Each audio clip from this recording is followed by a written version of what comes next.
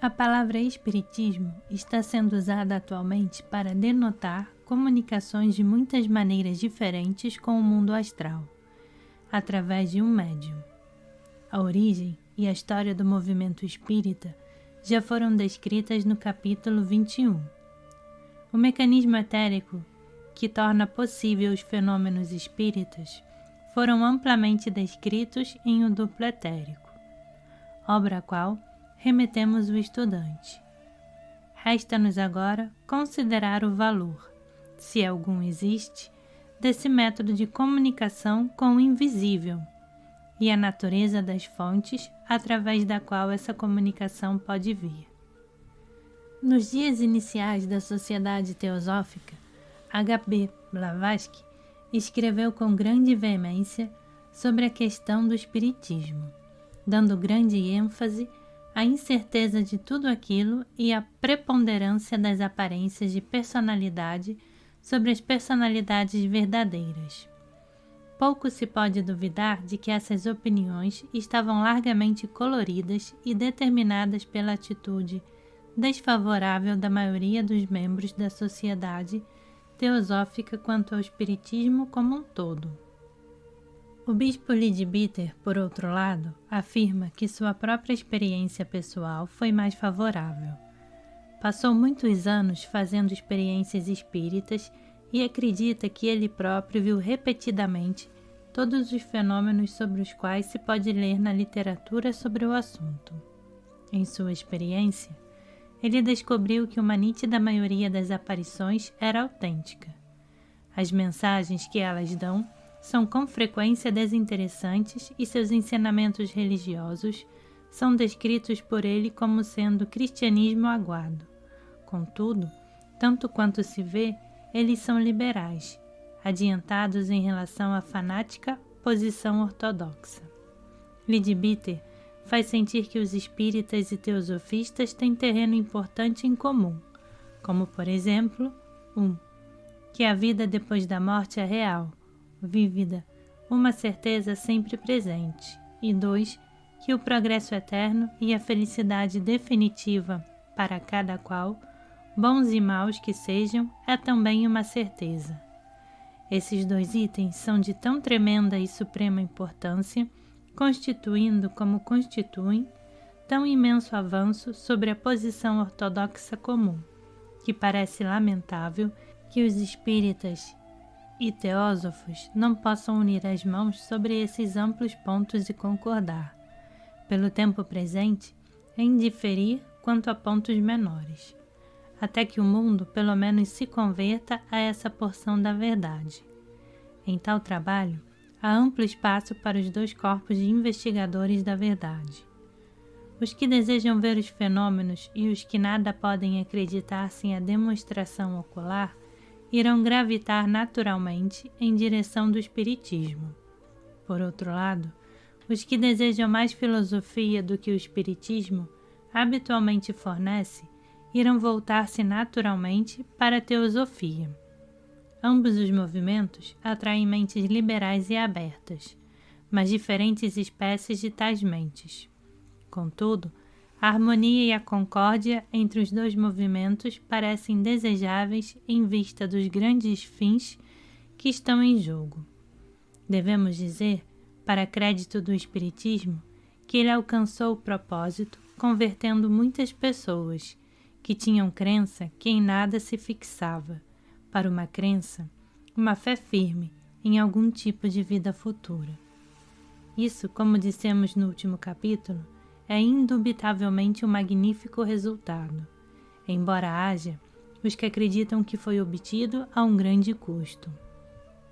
Não há dúvida de que há perigo no espiritismo para as naturezas emocionais, nervosas e facilmente influenciáveis, e é sensato não levar as investigações longe demais, por motivos que a esta altura já devem ser óbvias para o estudante. Não há, porém, maneira mais pronta para romper a descrença em tudo quanto não pertença ao plano físico, do que tentar uns poucos experimentos, e talvez valha a pena correr alguns riscos ao efetuá-los.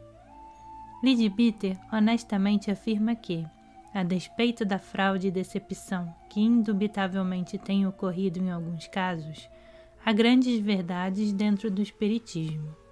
Verdades que podem ser descobertas por quem quer que deseje devotar o tempo requerido e também a paciência necessária às suas investigações. Há naturalmente uma literatura crescente sobre o assunto. Além disso, bom trabalho, similar ao que é feito pelos auxiliares invisíveis, ver capítulo 28, foi feito às vezes através de um médium ou de alguém presente às sessões. Assim, embora o espiritismo tenha, com demasiada frequência, detido almas que, a não ser por isso, teriam conseguido mais rápida liberação, também tem fornecido os meios de evasão para outras, abrindo assim o caminho do progresso para elas.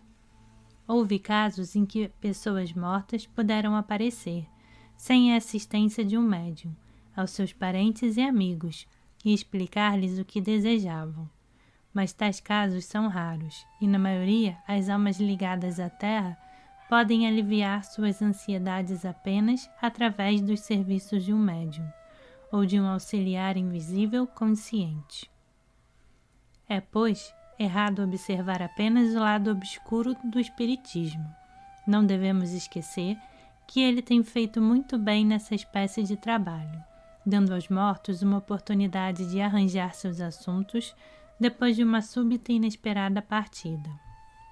O estudante destas páginas não se deveria surpreender ao saber que entre os espíritas estão alguns que nada sabem, por exemplo, sobre reencarnação, embora haja escolas de espiritismo que ensinem isso. Já vimos que, quando um homem morre, quase sempre recorre à companhia daqueles que conheceu na Terra. Move-se entre eles exatamente da mesma maneira que as pessoas usam quando em vida física. Daí, tal homem dificilmente saberá ou reconhecerá o fato da reencarnação após a morte, mais do que antes dela.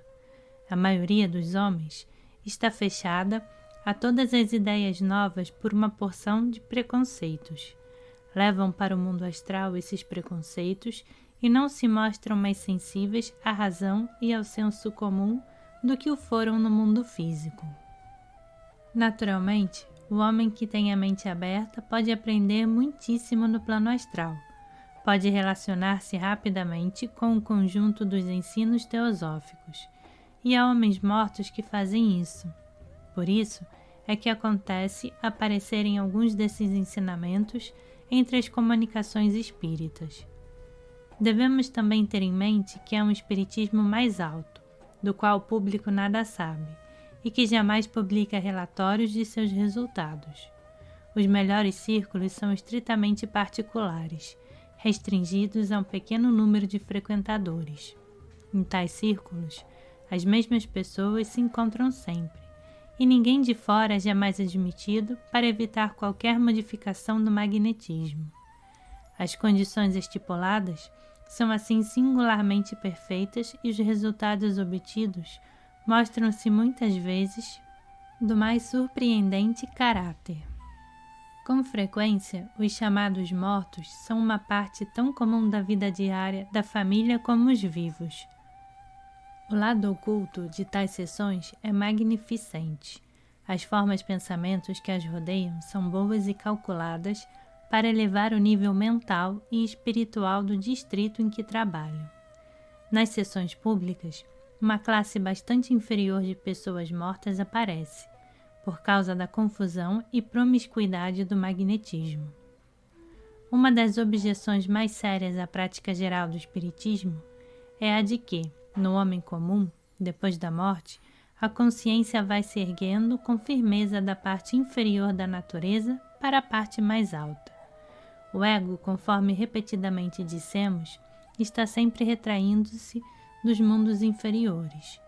Obviamente, portanto, não pode ser de auxílio para sua evolução ter a sua parte inferior despertada da inconsciência natural e desejável para a qual está passando e arrastada de volta ao contato com a Terra, a fim de se comunicar através de um médium. Assim, é uma bondade cruel o trazer de novo para a esfera terrestre alguém cujo manas inferior ainda anseia pelas satisfações câmicas ou desejos, porque isso retarda sua evolução e interrompe o que devia ser um progresso bem ordenado. O período em Kamaloka é assim alongado, o corpo astral é alimentado e seu domínio sobre o ego é mantido. Com isso, a libertação da alma é retardada, a andorinha imortal sendo ainda mantida pelo visco da terra. Especialmente em casos de suicídio ou mortes súbitas, é muitíssimo indesejável recordar Trishna, ou o desejo da existência sensível. O perigo peculiar a isso aparecerá quando se recordar que, desde que o ego se retrai para si mesmo, torna-se cada vez menos capaz de influenciar ou guiar a porção inferior da sua consciência, que apesar disto, até que a separação se complete, tem o poder de gerar karma, e sob circunstâncias tais, tende mais depressa a acrescentar mais mal do que bem ao seu registro. Além disso, as pessoas que levaram uma vida má e estão cheias de anseios pela vida terrena que deixaram e pelos deleites animais, que já não podem fluir diretamente, inclinam-se a se reunir em torno de médiuns ou de sensitivos, utilizando-os para sua própria satisfação. Esses estão entre as forças mais perigosas que tão temerariamente enfrentam os irreflexivos e os curiosos. Uma entidade astral desesperada pode apoderar-se de um sensitivo e obcecá-lo, ou pode mesmo segui-lo até sua casa e apoderar-se de sua esposa ou filha. Houve muitos desses casos, e habitualmente é quase impossível alguém livrar-se de tão obsessora entidade. Já vimos que o desgosto apaixonado e os desejos dos amigos da Terra tendem a induzir as entidades falecidas a descerem novamente para a esfera da Terra, causando assim agudo sofrimento aos mortos, bem como interferindo no curso normal da evolução. Voltando-nos agora para os tipos de entidades que se podem comunicar através de um médium, podemos classificá-las como se segue: seres humanos mortos no plano astral, seres humanos mortos no devacão, sombras, cascões vitalizados, espíritos da natureza, o ego do médium, adeptos, Nimanakayas. Visto que a maioria já foi descrita no capítulo 14, entidades astrais, pouco mais é necessário dizer sobre eles. É teoricamente possível para qualquer pessoa morta no plano astral comunicar-se através de um médium, embora seja muito mais fácil dos níveis inferiores, tornando-se mais difícil a proporção que a entidade se eleva para subplanos superiores. Daí, sendo idênticas outras coisas, é natural esperar que a maioria das comunicações recebidas nas sessões venham dos níveis inferiores e, portanto, de entidades relativamente pouco desenvolvidas. O estudante recordará, pelo que já ficou dito, que os suicidas e outras vítimas de morte súbita, inclusive os criminosos executados, tendo sido cortados do fluxo integral da vida física, estão especialmente sujeitos a ser atraídos para um médium, na esperança de satisfazerem seu Trishna, ou sede de vida. Consequentemente, o médium é a causa do desenvolvimento, nelas, de uma nova série de skandhas, um novo corpo com tendências e paixões piores do que as que tinham perdido. Isso trará males inenarráveis para o ego e o levará a renascer numa existência muito pior do que a anterior. A comunicação com uma entidade que está no Devachan, isto é, no mundo celestial, necessita de alguma explicação a mais. Quando um sensitivo ou médium é de natureza pura e elevada, seu ego liberto pode erguer-se até o plano devacânico e ali fazer contato com a entidade que está no devachan. Tem-se, com frequência, a impressão de que a entidade no devachan veio ter com o médium, mas na verdade é exatamente o contrário. É o ego do médium que se eleva ao nível da entidade no devacão. Devido às condições peculiares de consciência das entidades no devacão, das quais não podemos tratar neste livro, as mensagens assim obtidas não podem ser integralmente aceitas como verdadeiras. No máximo, o médium ou sensitivo pode saber, ver e sentir apenas o que aquela entidade no devacão sabe, vê e sente. Daí, se houver generalizações, há muita possibilidade de erro, desde que cada entidade no devacão vive em seu próprio departamento particular no mundo celestial. Além dessa fonte de erros, embora os pensamentos, o conhecimento e os sentimentos da entidade devacânica formem a substância, é possível que a própria personalidade do médium e suas ideias preexistentes regem a forma da comunicação.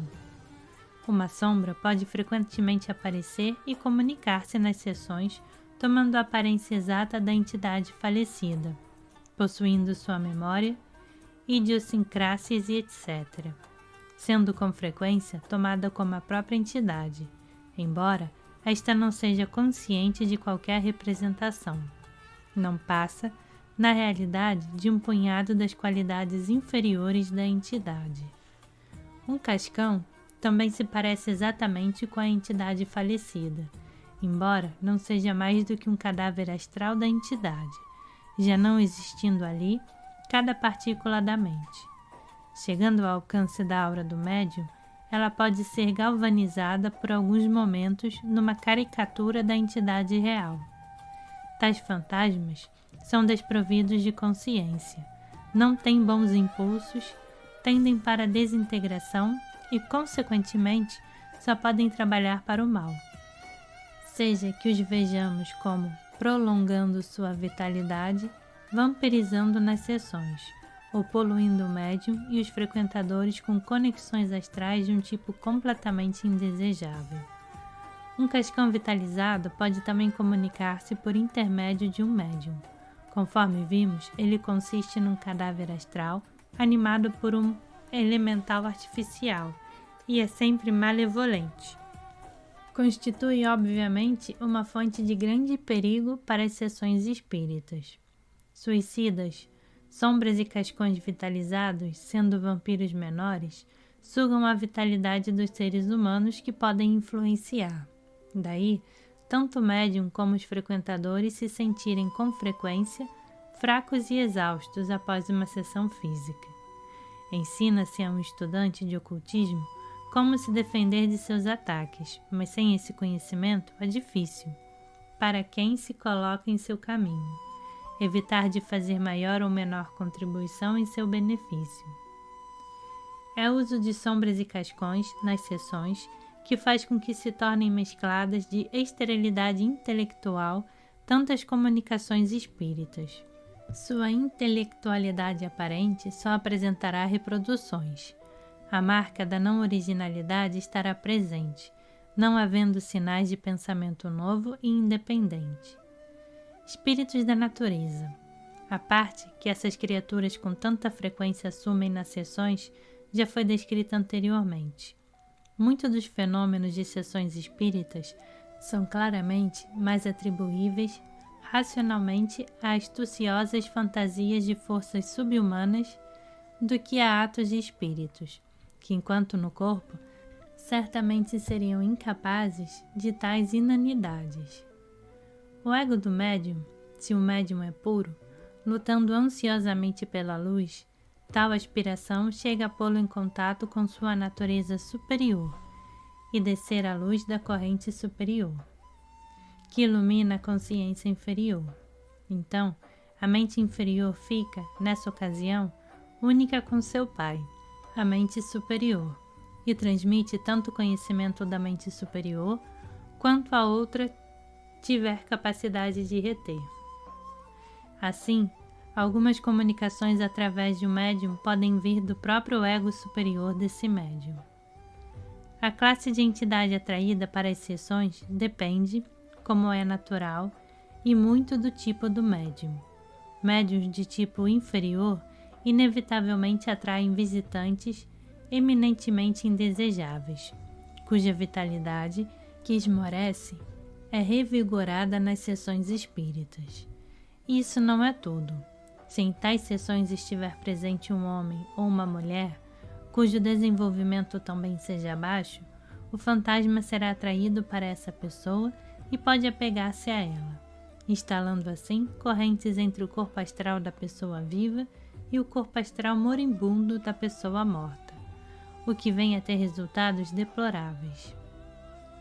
Um adepto ou mestre com frequência se comunica com seus discípulos, sem usar os métodos comuns de comunicação. Se um médium foi discípulo de um mestre, é possível que a mensagem proveniente dele venha a ser tomada como proveniente de um espírito comum. Um Nirmanakaya é alguém que se aperfeiçoou, que pôs de parte seu corpo físico, mas reteve outros princípios inferiores, permanecendo em contato com a Terra apenas para ajudar a evolução da humanidade. Essas grandes entidades podem, e algumas vezes o fazem, comunicar-se através de um médium, mas só se este último for de natureza pura e elevada. Isso, porém, só se dá raramente. A não ser que um homem tenha ampla experiência de mediunidade, achará difícil acreditar quantas são as pessoas comuns no plano astral que ardem no desejo de se apresentarem como grandes mestres do mundo. Habitualmente, são honestos em suas intenções e pensam realmente que têm ensinamentos a dar para a salvação do mundo. Tendo compreendido a inutilidade dos objetos meramente mundanos, sentem, e nisso estão bastante certos, que se pudessem influir na humanidade com suas próprias ideias, o mundo inteiro se tornaria imediatamente um lugar muito diferente. Lisonjeando o médium com a ideia de que ele é o único medianeiro para algum ensinamento transcendente e exclusivo, e tendo recusado modestamente qualquer grandeza para si próprio. Uma dessas entidades comunicadoras é tomada muitas vezes por um arcanjo, no mínimo, ou ainda por alguma manifestação mais direta da deidade, entre os frequentadores das sessões. Infelizmente, contudo, essa entidade esquece, sempre que quando estava viva, no mundo físico, outras pessoas faziam comunicações similares através de vários médiuns, e que então ela não dava a essas pessoas a menor atenção. Não compreende que outros também ainda engolfados nos assuntos do mundo não lhe dão maior atenção e não se deixarão impressionar pelas suas declarações. Às vezes, tais entidades assumem alguns nomes notáveis, como o de George Washington, Júlio César ou o Arcanjo Miguel, pelo perdoável motivo de que seus ensinamentos terão mais oportunidade de ser aceitos do que se viessem de um simples João da Silva ou Tomás dos Santos. Às vezes também, uma dessas entidades, vendo a mente dos outros cheia de reverência pelos mestres, tomará a personalidade desses mesmos mestres, a fim de impor mais facilmente a aceitação das ideias que deseja difundir. Ainda, as que tentam prejudicar o trabalho do mestre tomando sua forma e influenciando seu discípulo. Embora tenham possibilidade de conseguir uma aparência física quase perfeita, é-lhes inteiramente impossível imitarem o corpo causal do mestre, e, consequentemente, quem possuir visão causal jamais será iludido por essas representações de personalidade. Em alguns poucos casos, os membros da loja dos ocultistas que originou o movimento espírita, conforme ficou dito atrás, têm dado ensinamentos valiosos sobre assuntos de profundo interesse, através de um médium. Mas isso tem acontecido em sessões de família, estritamente particulares, jamais em realizações públicas pelas quais se paga. A voz do silêncio exorta sabiamente: não busqueis teu guru nessas regiões maiávicas. Nenhum ensinamento vindo de preceptor autoproclamado do plano astral deve ser cegamente aceito. Todas as comunicações, e conselhos que dali vêm devem ser recebidos exatamente como se recebem conselhos similares provenientes do mundo físico. Os ensinamentos devem ser tomados pelo que valem, depois de examinados pela consciência e pelo intelecto. Um homem não é mais infalível porque ele acontece estar morto do que o era quando fisicamente vivo. Ele pode passar muitos anos no plano astral e ainda assim não saber mais do que quando deixou o plano físico. De acordo com isso, não devemos dar mais importância às comunicações vindas do mundo astral ou de qualquer plano mais elevado do que daríamos a uma sugestão feita no plano físico. Um espírito que se manifesta é quase sempre exatamente o que diz ser. Muitas vezes, também quase sempre, não é nada daquilo que diz ser. Para o frequentador comum, não há meio de distinguir o verdadeiro do falso, já que os recursos do plano astral podem ser usados para iludir pessoas do plano físico, numa tal extensão que não pode ter confiança nem mesmo nas provas que aparecem mais convenientes. Nem por um momento estamos negando que comunicações importantes têm sido feitas em sessões, por entidades autênticas, mas o que dizemos é ser praticamente impossível para um frequentador comum ter bastante certeza de que não está sendo enganado em meia dúzia de maneiras diferentes. Do que ficou dito acima, veremos como são variadas as fontes através das quais as comunicações vindas do mundo astral podem ser recebidas.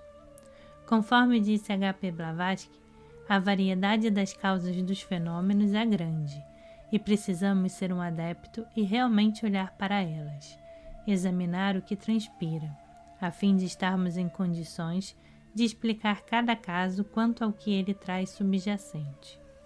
Completando o que foi citado, podemos dizer que o que a pessoa mediana pode fazer no plano astral depois da morte, também pode fazer na vida física.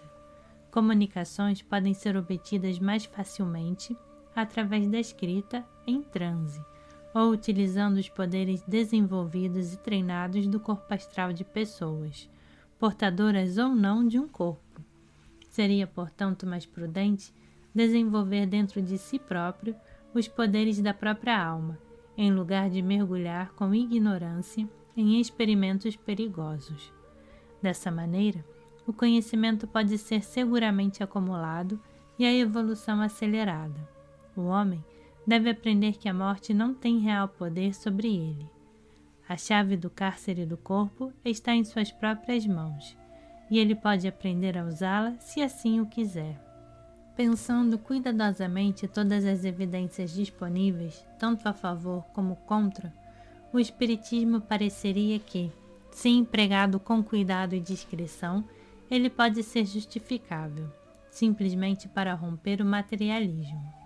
Desde que tal propósito é obtido, seu uso parece demasiado carregado de perigos, tanto para os vivos como para os mortos, para que se torne aconselhável, como regra geral, embora em casos excepcionais possa ser praticado com segurança e benefício.